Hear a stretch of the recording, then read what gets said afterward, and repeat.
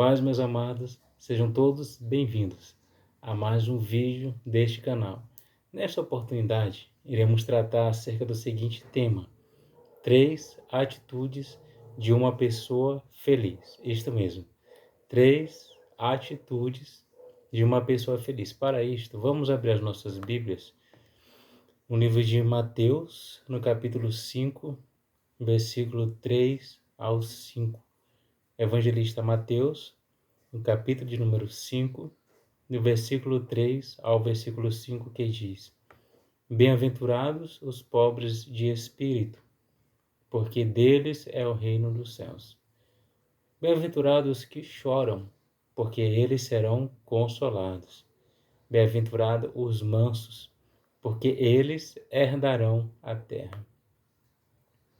Bem, meus amados, a questão da felicidade é tratada ao longo dos anos. Muitas pessoas poderiam falar acerca desse tema. E nessa introdução acerca do tema felicidade, podemos até citar aquilo que Sócrates uma vez falou. Sócrates, um conhecido, famoso filósofo grego, ele disse uma certa feita: é sábio o homem que pôs em si tudo que leva à felicidade ou dela se aproxima. É sábio o homem que pôs em si tudo o que leva à felicidade ou dela se aproxima.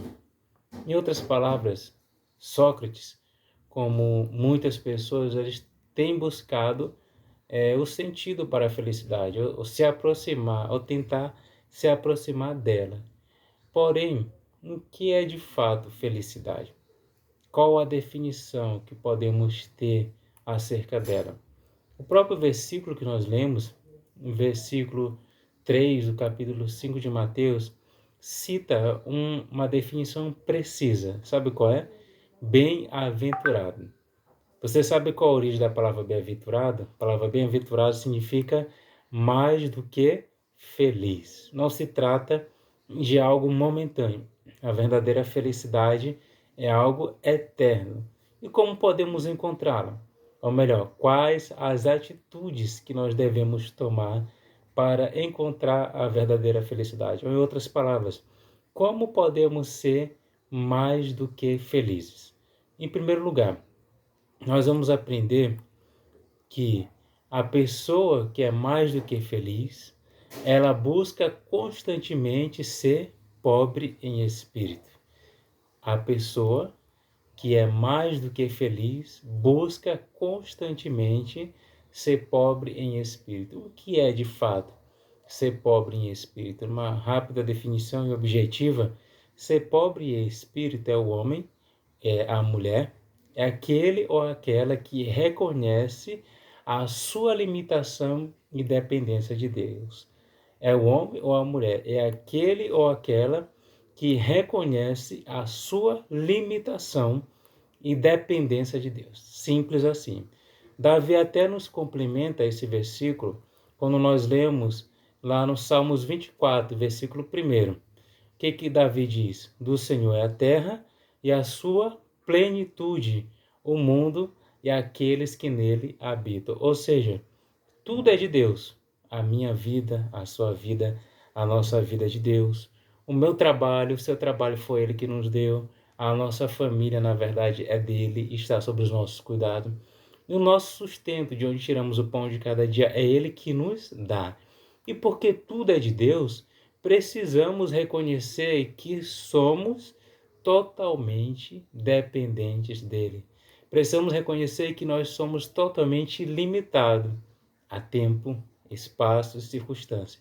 Mas que existe um Deus que ele é ilimitado e que, em primeiro lugar, para sermos mais do que felizes, precisamos reconhecer nossa limitação diante da sua grandeza e reconhecer que nós somos totalmente dependentes dele.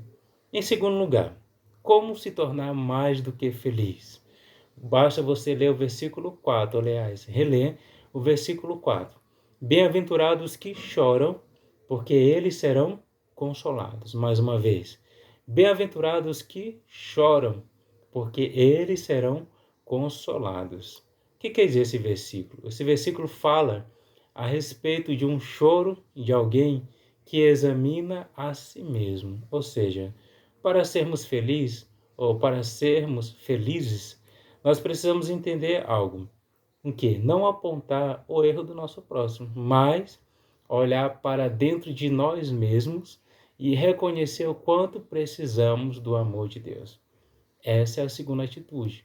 Olharmos para nós mesmos e reconhecermos a nossa limitação e o quanto nós somos dependentes de Deus. Por isso que Paulo fala lá em Corinto, tenho aqui 1 Coríntios 11, no versículo 28, que fala o seguinte: examine-se, pois, o homem a si mesmo. Examine-se, pois, o homem a si mesmo. Ou seja, eu preciso olhar para mim mesmo, e não para o meu próximo. Eu preciso entender que eu necessito do amor de Deus todos os dias. Por quê? Se observar, ou se for observado bem, essa segunda atitude é uma consequência da primeira atitude. A primeira atitude, relembrando, é reconhecer a nossa limitação e dependência de Deus.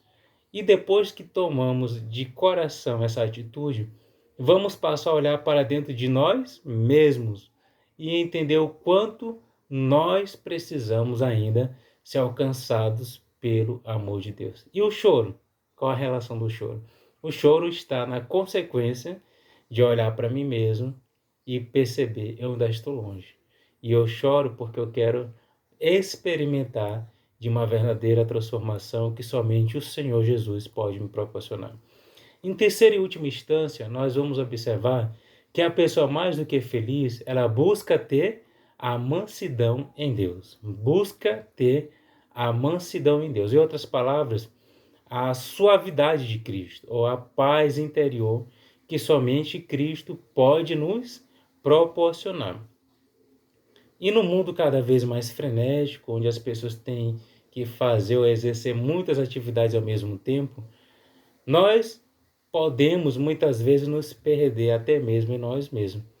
Mas qual é a saída para encontrarmos a mansidão, a paz, a suavidade de Cristo? Basta você ler no evangelista Mateus, no capítulo 14 e no versículo 29, que diz assim: e ele disse, quem foi que falou? Jesus, vem. Falou para quem? Pedro, vem. E Pedro, descendo do barco, andou sobre as águas para ir ter com Jesus. Vamos ler mais uma vez? Mateus capítulo 14, versículo 29. E ele disse, vem.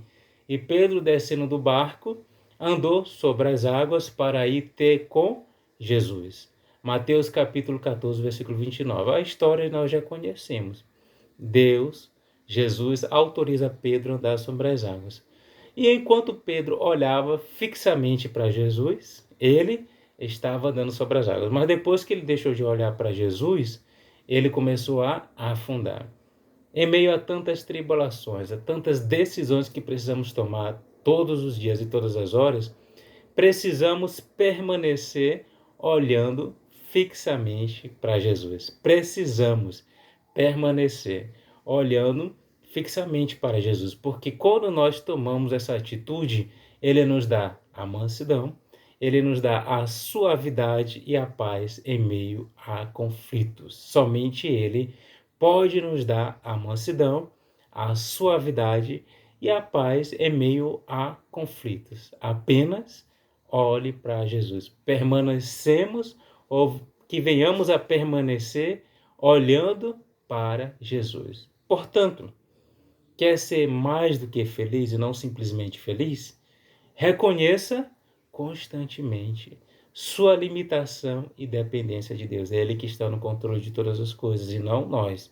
Segundo ponto, não aponte os erros de seu próximo, mas olhe para si mesmo e perceba que você ainda precisa ser alcançado pelo amor de Deus. Por isso que tem um choro.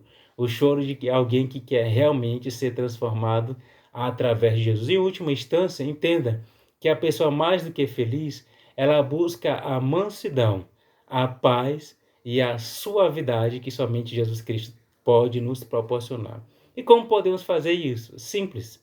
Jeremias 33, versículo 3. O profeta nos indica uma receita infalível. Clama a mim, responder-te-ei. Anunciar-te-ei coisas grandes e firmes, as quais não sabes. Fique com essas palavras. E que o Senhor Jesus continue a abençoar a nós, a todo momento e em toda a circunstância da vida.